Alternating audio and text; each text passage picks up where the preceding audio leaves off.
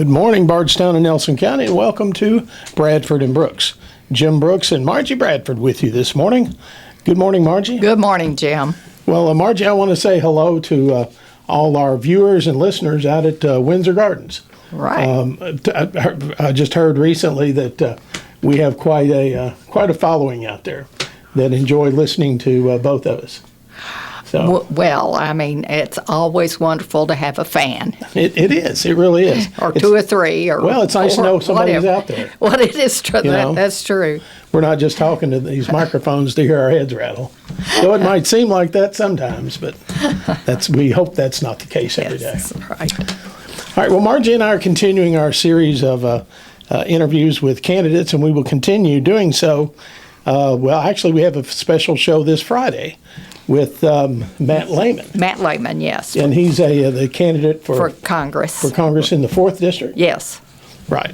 So because Nelson County is now, we were totally 2nd District. Now we're 2nd and 4th. 2nd and 4th. So we're the tail end of 2 districts. That's a great place to be, isn't it? Right. We're not on anybody's... Not exactly, but... Yeah, well, anyway, I'm sure there's reasons for that we don't understand or really probably don't want to know. But anyway, be that as it may. So anyway, Matt Lehman will be our guest on a very special Friday show this week. Exactly. This Friday, 11 to noon. And look forward to meeting Mr. Lehman. Anyway, as I said, we're continuing our series and will through the Wednesday before the November election. Today, our special studio guest is Mr. Jon Snow. And Jon is a Republican, is that right? That's correct. I thought that was right. A Republican seeking to represent the 5th District of Nelson County, which is the Northeast Nelson area, on Nelson Fiscal Court. And that is an open seat because the current magistrate is now seeking the judge executive position. So, Jon, welcome to the WBRT studio. Thank you. Good morning. And it's good to have you here, and appreciate you taking time out of your busy day to join us. Well, tell our listeners a little bit about Jon Snow and what you have, as your resume will show. You have a long history of public service, and you're looking for a job where you continue to serve the public in a different manner. Yeah, part-time. Part-time. Yeah. Part-time. We're so of course I started here in Nelson County in 2000, but I started my law enforcement career in 1997 in Spencer County at the city of Taylorsville. Mm-hmm. Worked there for a few years and then came to Nelson County. Been pretty much here ever since, minus a short stint at Louisville Metro. Retired from the Sheriff's Department here in Nelson County in 2019, and my wife and I started a business up in Chaplin where we live on our farm, boarding dogs and training dogs. And so we kind of knew when I was ready to retire, we knew that I would run for office. We just weren't sure exactly what that looked like at the time. And then after much prayer and deliberation, we decided that I would run for the 5th District Magistrate seat. Okay. All right. Well, tell our listeners a little bit about why you think you're a good fit for to run as magistrate, and what leadership skills, what do you bring to the table that makes you a good fit for this? Sure. Well, with the extensive career in law enforcement, I also held a sergeant's position and a captain's position with the Sheriff's Department, and in doing so had some dealings with the county budget, with the sheriff's budget. Pretty much from the beginning, when I started in the detective's office, I was doing the budget for that office, and then as I moved into the captain's position, I had the experience to deal with the budget for the sheriff as a whole.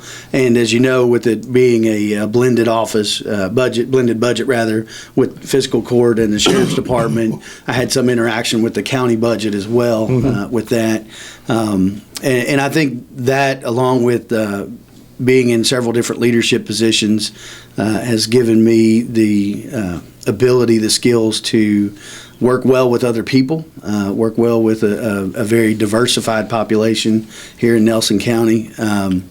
in doing so, the 5th District is pretty diverse as far as representation goes. We have a very rural area in Chaplin and in the outer edges of Bloomfield, and then of course we come all the way up in behind Lincoln National Bank to a very large subdivision there, to a pretty large subdivision over off Plum Run Road, Copperfields, and so people that would be a little more toward the urban living lifestyle rather than the rural lifestyle as well. So, right. The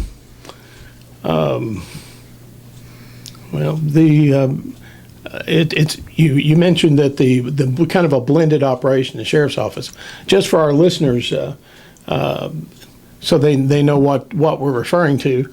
I think it goes back to about 2000 or so, when the former county police force was kind of blended or merged with the sheriff's office. And at that point, there was an agreement, and there's still an existing agreement, that Nelson Fiscal Court would fund a certain number of deputy positions that basically are the road patrol, the law enforcement, the guys that do the law enforcement for the sheriff's office. And that's been an agreement that, well, from an outsider looking in, it seems to work pretty well. What you have any particular thoughts on it? Because it as we've seen in recent fiscal court meetings, there's been some friction about, I think our law enforcement can't be paid well enough sometimes, and there's always a desire to stay competitive if you're sheriff and you want to retain your workforce. Some of us stay here because we want to be here, but some of us would stay if we just got a little more money. Anyway, what are your thoughts on is that relationship work pretty well, you think, between having Nelson Fiscal Court funding part of the sheriff's office? Yeah, it is a not an overly complex situation, but everything comes with gives and takes with that. And so working with the between the sheriff and the county judge on budgeting issues has presented challenges, not just with this administration, but in the past. But I think for Nelson County as a whole, it's been very good because it allowed us to pool our resources and to have one mindset when it came to law enforcement for the county, which was good. Not that there was anything wrong with the sheriff's department and the county police, but when you have essentially what we had, and you're right, it was 2000 because it was the year that I came here, was the year that they merged, and you had the sheriff's department during the day, which basically just took care of the courts and paper service and some law enforcement duties, but they had a very limited resources for that end of that. And then you had the county police that would come out around 6 p.m. And they would kind of handle the law enforcement needs from 6 p.m. to 6 a.m. Merging the two was beneficial in that it allowed us to have that law enforcement entity, that presence 24/7. But it didn't come without its complications budget-wise.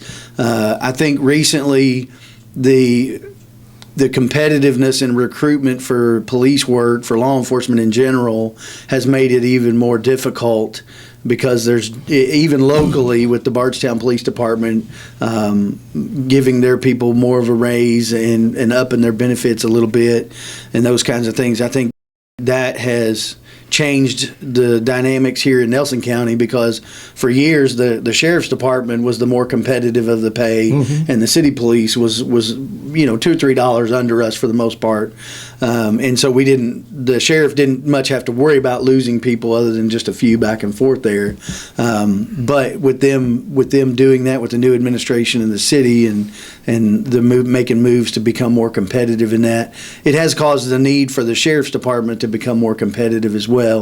And that just looks like it looks like it always does. It's difficult to find resources, but I think we can do it. I think we can do it. It's not a hurdle that we can't overcome. Right.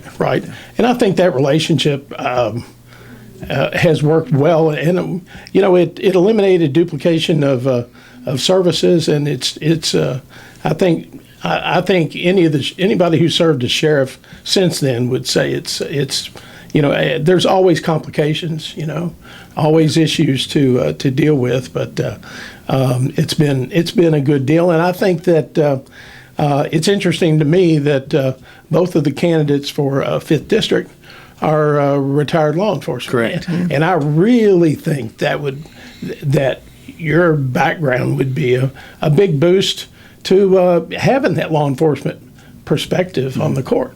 And I think, as important as law enforcement is, I think that you would add a lot of perspective to those discussions. Yeah. Well, and it's important to note that while the issue with the sheriff's department has brought a lot, has been in the media a little more and been a little more out in the open just because of recent developments. It's not just a sheriff's department issue. It's a personnel issue across the board, particularly in the first responders arena, because we're seeing such a drastic drop in the number of people that are going into those careers, into EMS, fire, police. In the last, I would say maybe 2 to 3 years, we've seen a major drop in the recruitment nationwide for those first responder careers, and that's why I think it comes more into the limelight, so to speak. But also, if you look, and Judge Watts did a good job at presenting that they've seen issues in other areas of personnel in hiring of personnel as well. So it's not just them, but it can't be less than them, because that's a very important part of our county and the services that are provided here. So. Right. As former Judge Executive Dean Watts has often had told the court at meetings that at some point in the future, rising costs of the operation of EMS in the Nelson County Jail will catch up with the revenue stream that the county has. And that, at some point, either services will have to be trimmed or they're going to have to find some new revenue. What are your thoughts on that? And that there's no one's predicted how soon that'll happen, and it could be a ways down the road. But I know that the jail they continue to make incremental improvements down at the jail, and EMS they also are having staffing issues. They are. And trying to stay competitive too. Just like you said, all the first responders and even outside that realm. Staffing's an issue.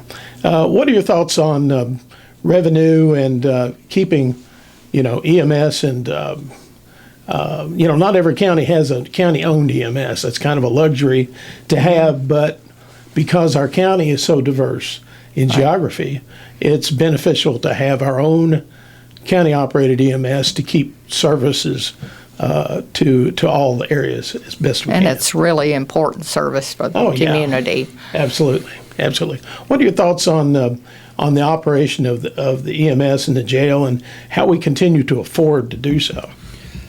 Well, I guess what I would say is maybe Judge Watts and I think about it somewhat differently, in that he views it as a separation of the budgets when it comes to budgeting for the jail, budgeting for EMS and the general fund. And I understand that. You have to keep a rein on every piece of the budget, but by the same token, you have to remember that it's all the county budget. Right. So just because it says EMS is running in the red and we're taking money from the general fund and funding EMS, well, that service is never going to run in the black. They're never going to bill enough or get enough payment out of their billing to run that service in the black, and we want that service. As Margie said, we need it. We have to have it in one form or fashion, and it didn't work out great when it was a privately owned entity, from what I understand. Right. That was before my time here, but in talking to Joe and Eva and some other people, it wasn't the best of situations when it was a privately run organization, and so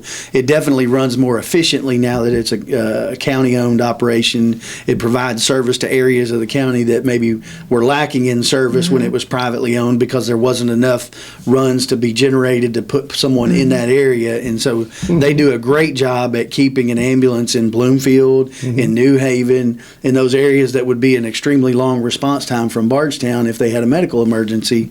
And so while we need to keep in perspective that yes, they run in the red, so to speak, in their particular budget, but that's also something that if we want that service, we have to fund it. Same thing with the jail. We don't want to have to transport our prisoners to other counties Right. to house them back and forth. That presents its own issues with expense, with risk to jailers and transport officers and things like that, to bring them back and forth to court and those kinds of things. And so, having a jail here in Nelson County is very good for Nelson County.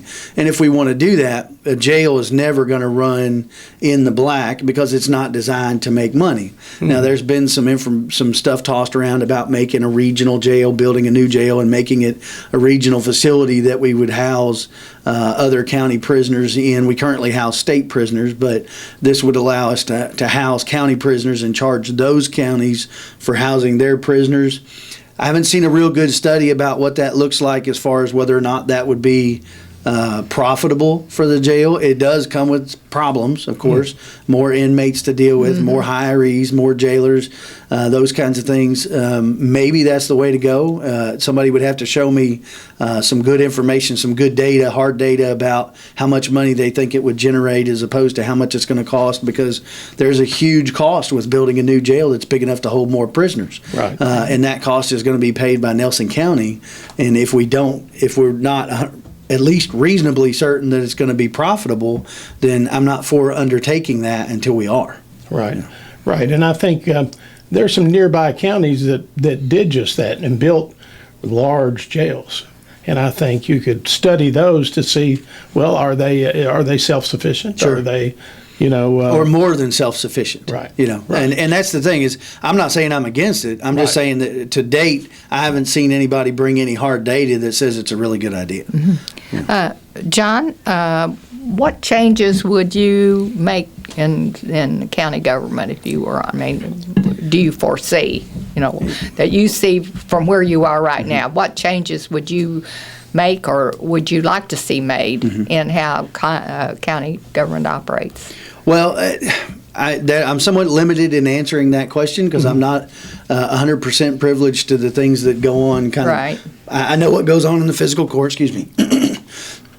One of the things that I've been a big advocate for since before I decided to run was the figuring out how to give better access to fiscal court to the county, particularly during their meetings. With all of the current technologies that we have available to us, I think it would benefit the county greatly, the citizenry greatly, if we're going to continue to have our meetings at 9 o'clock in the morning on a weekday when most people are working, that we figure out how to broadcast that out live to allow people to watch in real time what's going on with it. I know you guys come and you videotape it and you audio and you make notes on it and report on it, but there's no reason with today's technology and social media, the fiscal court already has a social media presence. There's no reason why we couldn't facilitate broadcasting those meetings out live so that people could watch them if it's available to them while they're at work, to watch that and kind of know what's going on real time. Right. And then the other thing is along the same vein is the communication, is getting that agenda out as widely as possible, rather than just, and I know they put it on the website and they do a good job of getting that on there a day or two before the meetings, but if you are not, websites are kind of antiquated in today's age. Most people are social media users. They intake their information from social media, so why not put that out on social media? Why not put out the proposed budgets on social media? Give people a chance to weigh in on those things. Maybe they look at it, maybe they don't, but at least you've given them that option to do that. Right, right. And there's one of my, I won't say a complaint, but one of my observations is that the magistrates are all mailed packets with information like the bills and transfers. Yeah. The media doesn't get that, and the general public doesn't get that. Yeah. And they should. That's all public information. Right, right. And I agree with you 100%. And though it might generate, questions like, what is this? What is that?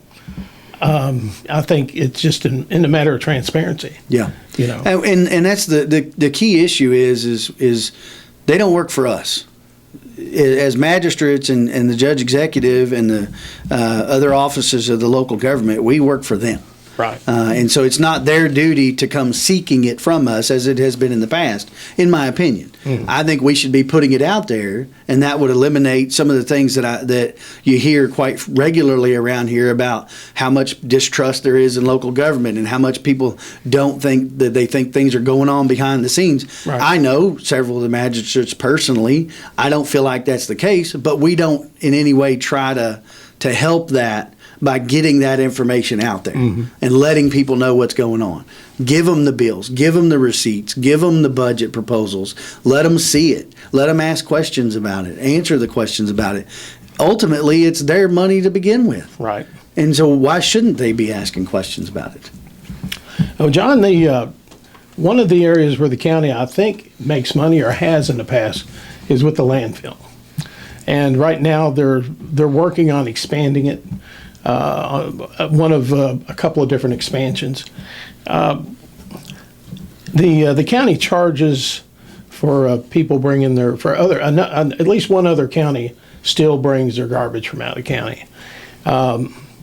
What are your thoughts on offering that to other counties for a fee, of course, to raise revenue? And it's kind of a balancing act because landfill space is finite, and the county invests millions to build that space, and it's good for X number of years.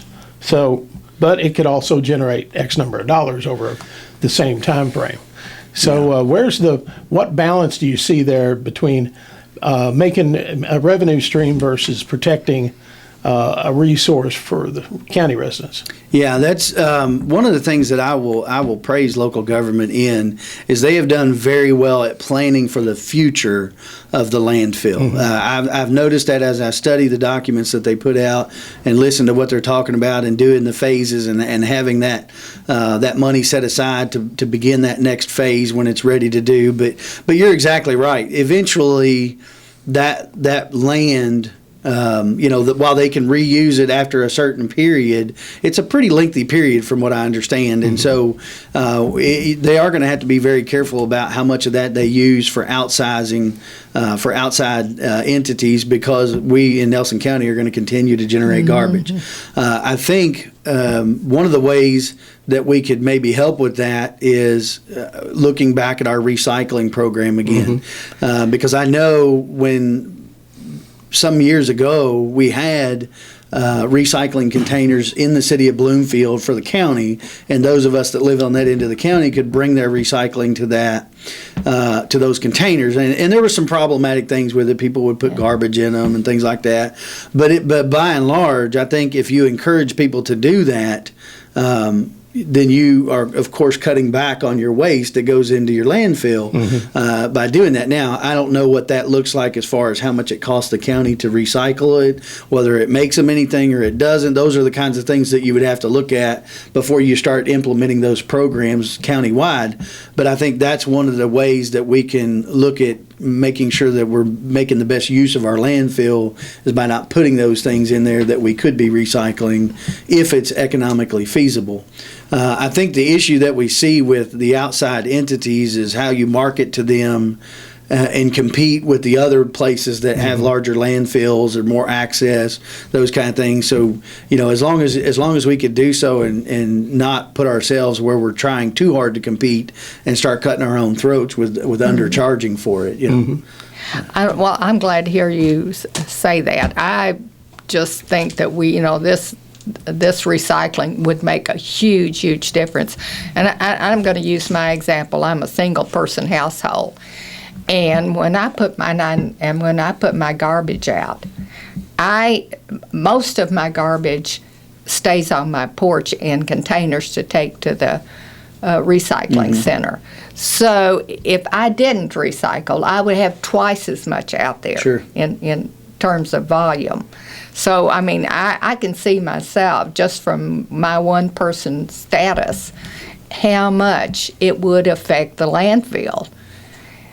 So I'm glad to hear you say that. I truly wish that, that we had recycling.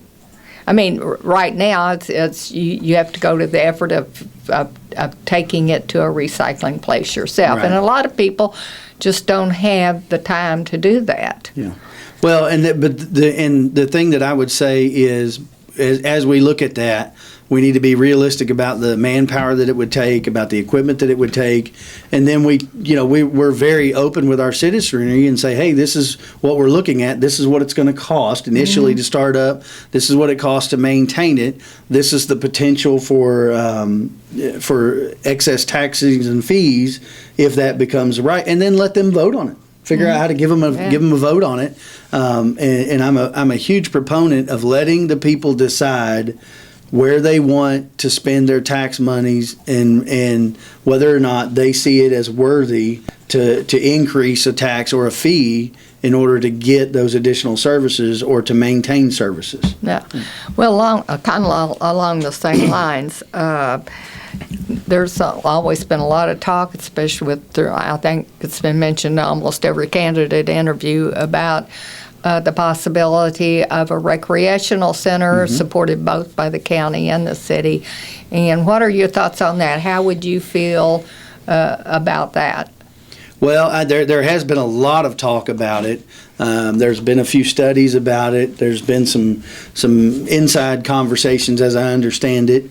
I think where I fall on it is in all my years of government service, I've spent a lot of time in government buildings and places that are run by the government. And what I see typically is less care given to those places than there is to places that are privately run organizations. What I mean by that is if you look at a recreation center that is a for-profit or even a nonprofit, but that's run by a private organization, the care for the facilities is better, the upkeep is better, the updating of the facilities is better. What typically happens with government stuff is we get a really nice building in the beginning, and then we do minimal things to maintain it, and 10, 15 years from now, and now it's falling down, and we're either looking at closing it or spending an enormous amount of money to refurbish it. What I would like to see us do is talk to some private entities and see if we can't get someone that's interested in privatizing something like that here. And I'm not opposed to the county and the city giving them some tax benefits to do that, as long as it's reasonable. And then, fostering that relationship to get that business in here and make it available to our citizens. But I feel like it would be much more beneficial to them if the government doesn't have to completely foot the bill, and if there's somebody there that has a vested interest in keeping that business fresh and keeping it updated and keeping it running smoothly. All right. Well, John, we need to pause now and get some commercial messages in. And you're listening to Bradford and Brooks and our very special studio guest today, Mr. Jon Snow. John is seeking the 5th District seat in Nelson Fiscal Court, and hopes to be victorious in the November election. We'll be right back after these messages. Please stay tuned. All right, you're back with Bradford and Brooks. Jim Brooks, Margie Bradford, with you till the top of the hour. And then stay tuned to WBRT for the best in local news and obituaries. And our special guest today is Mr. Jon Snow.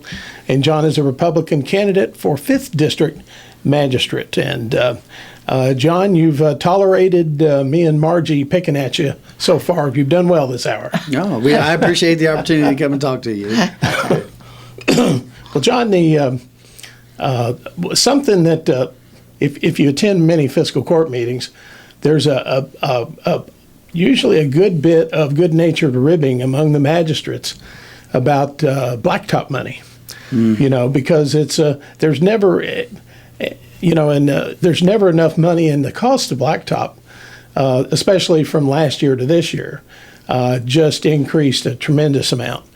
And the magistrate, so my question is, are you satisfied with how the magistrates get blacktop money, how that's distributed to the magistrates? Because it's, they, in consultation with the county engineer, they look at where the roads need it.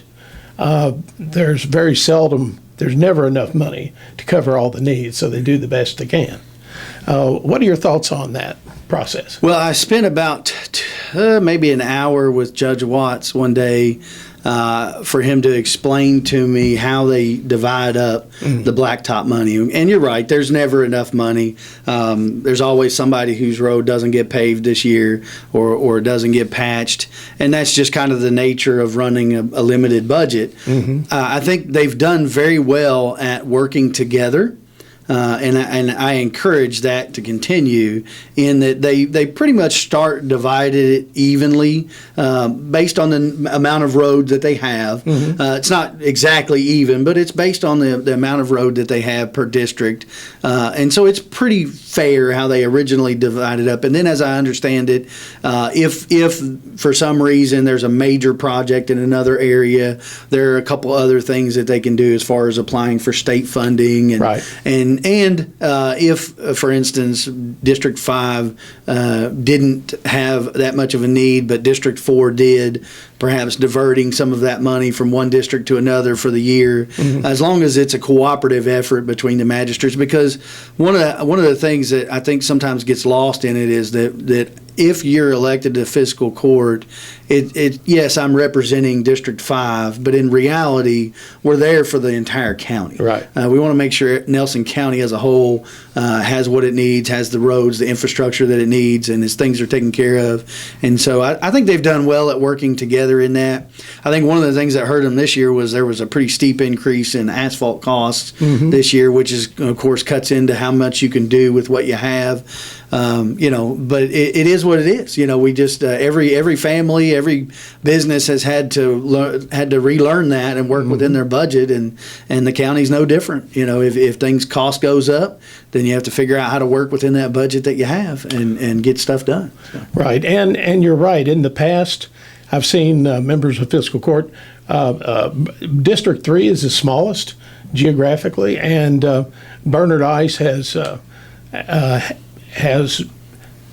contributed some of his funding to help one of the larger districts that had true need. And like you said, there's other pots of money to apply for to help out when there's a real need. So I think there's a lot of good-natured ribbing among the magistrates about that and whose district's being mowed on any particular day. But they really do cooperate well for the benefit of the county, of all county residents. I think so. Yeah. John, if you were a magistrate, as we were talking in between times, the needs of county government have to take care of the needs of the county as it grows and more services are needed. So this leads to the question that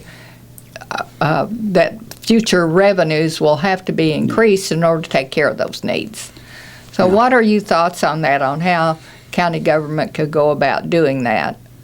Well, and what you would support. Right. So along the veins of what we were talking about is there are several laws that dictate laws, rules, regulations, KRS that dictate how the county can bring revenue in. But the reality is no matter what we do to bring money in, we have to spend taxpayer money to do it. I.e., if we're going to become a landlord of a new piece of property, then the county has to purchase that property. And to do that, you have to spend taxpayer money to buy it. Or if it's one that you already have, you're going to have to spend money on it to get it ready to rent to whomever wants to rent it. If they want to expand on the industrial parkway, they have to buy more property. You have to put in roads, you have to put in water lines and sewer lines and gas lines and those kinds of things to get those things. And so all of it comes at a cost. And so ultimately what it's going to come down to is, do we want to pay more in taxes to get those things? Whether it's a service that we want to increase, if we want to add people to the sheriff's department more than we have. We've done okay in the last few years about adding one here and there on top of what they already have rather than just replacing them, which is what we did for several years. We would just replace someone when they left. They've done well at adding people, but if that's going to continue as our population continues to increase, as we continue to build build new subdivisions farther out in the county on 245 and those areas, the need for patrolmen is going to increase. And so it becomes a matter of how do you get across to your citizenry, to get them to tell you what's important to them. Mm-hmm. And when they tell you what's important to them, they also have to tell you how much they're willing to contribute to fund those things. If we need to add an ambulance to station out in Cox's Creek because we have such a larger growing population out there, those kind of things, that's going to cost more money. It's going to involve a building. It's going to involve another ambulance and a crew. And so having some way to communicate that to them rather than just saying at some point in the future we're going to have to raise taxes. At some point in the future we're going to have to raise taxes. Well, that's a very broad statement. Why are we raising taxes? Let's get specific with them. Mm-hmm. Asphalt went up, this is just an arbitrary number, but asphalt went up $100 a ton. Our health insurance for our employees went up $100 a person per year, or whatever those numbers look like. And I think from the standpoint of a citizen looking in, is I want to know those things. Tell me that. And then tell me, okay, this is why we need X number of dollars in additional revenue, and then ask them, would you like us to cut services or would you like us to increase taxes? Mm-hmm. And here's the proposed areas where we'll increase taxes, our occupational license fees or our planning and zoning fees or whatever it is, whatever area that we've come up with to increase fees or taxes in. These are the options for those things if you want to continue to maintain that level of service. In other words, what services do you want and how much are you willing to pay for them? Right. What's important to you? Yeah. And what's important to you is where you'll spend your treasure.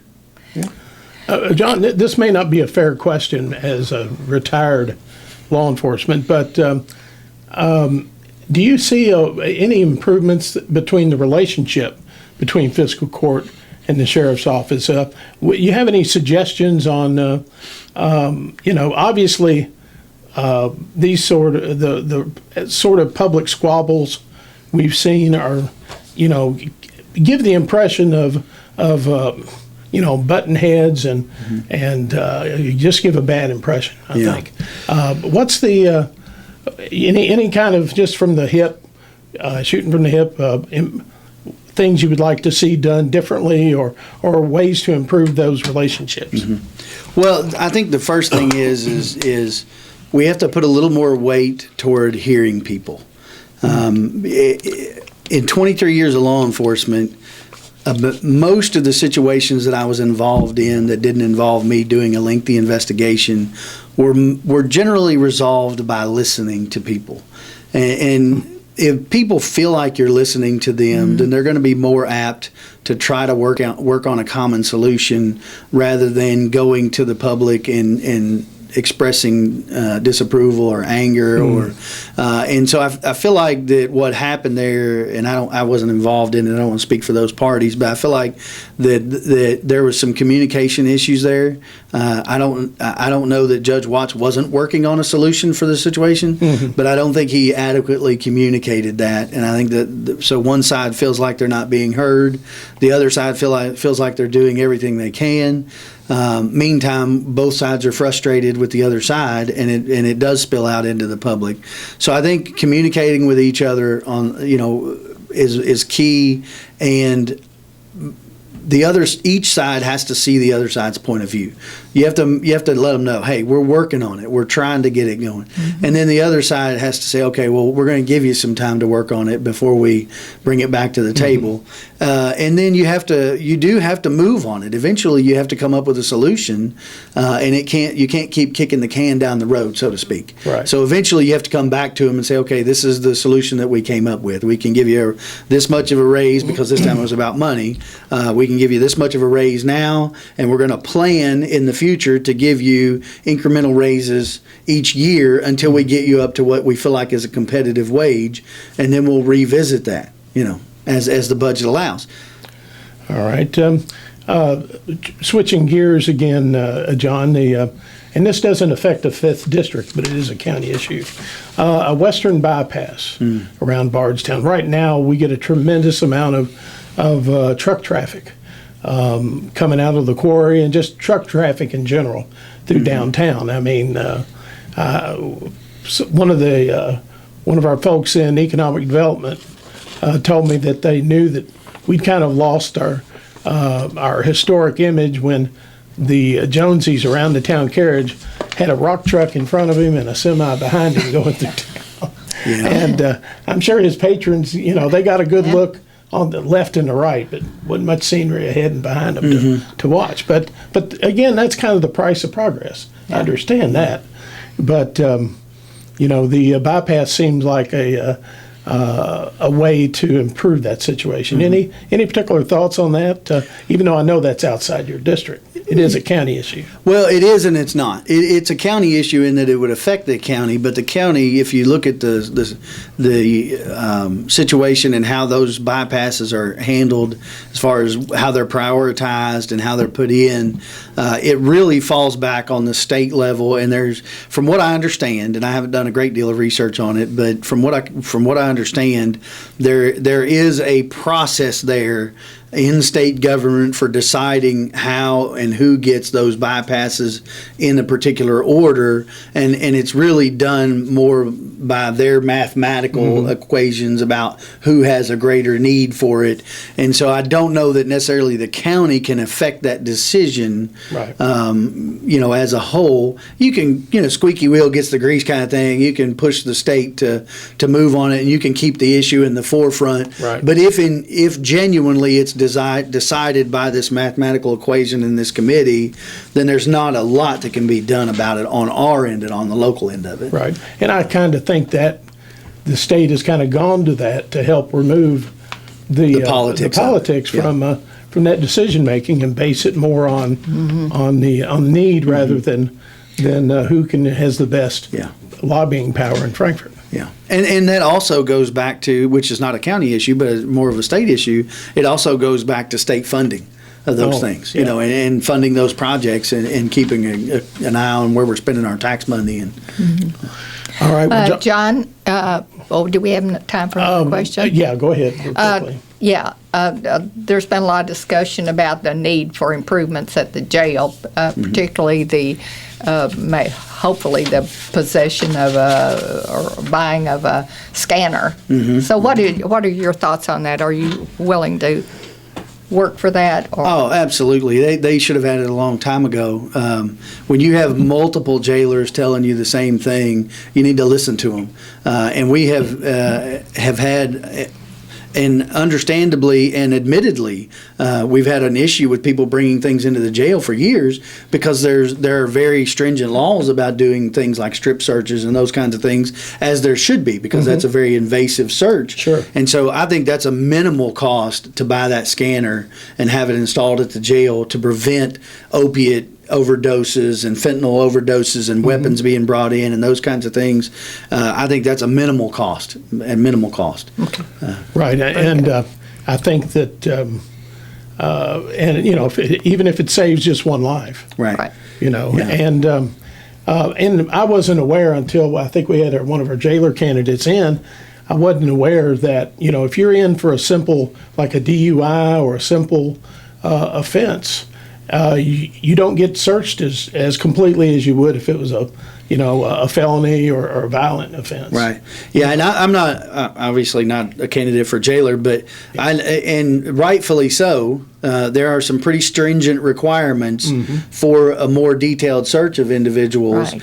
But that does become problematic when you have someone who, unbeknownst to you, might be an opioid addict. They might have opium they might have heroin or fentanyl or something on their person, and you're unaware of that because they are there for a DUI or for an AI or something like that. And so I understand the problem with and the need for that Fourth Amendment protection on the searching side of it, but it does cause a problem for the jails. Absolutely. Well, John, we're down to the wire. Give you about a minute for any additional comments to our. Well, I just say I would appreciate your support in November for our 5th District people. We've got a couple of good candidates running. I think I'm the guy for the job, and I'd appreciate your vote. All right, John. Well, thank you so much for coming in today. And I think, Margie, who's on our calendar next? Matt Lehman this Friday, our special Friday show. Right. We'll have Matt Lehman, who is a congressional candidate for the 4th District. Yeah, running for the 4th District. Democrat, Yes, he is. and Running against Thomas Massey. Thomas Massey. I got a mailing from him yesterday. And so that's this Friday. And next Wednesday, Yes. do you have our... I would have to look at it. Well, we will have another candidate All on right. next Wednesday. Next Wednesday is Gary Coulter. All right. All right. Third District Magistrate, Gary Right. Coulter, will join us. Second district. Not bad. Woodlawn. Second district. Sorry, Gary. Yeah. Woodlawn. Second All right. district. We'll see you next week. Hometown Radio, WBRT Bardstown, 1320 AM, 97.1 FM, and on 94.9 FM in Lebanon. Playing all the classics from country's legends.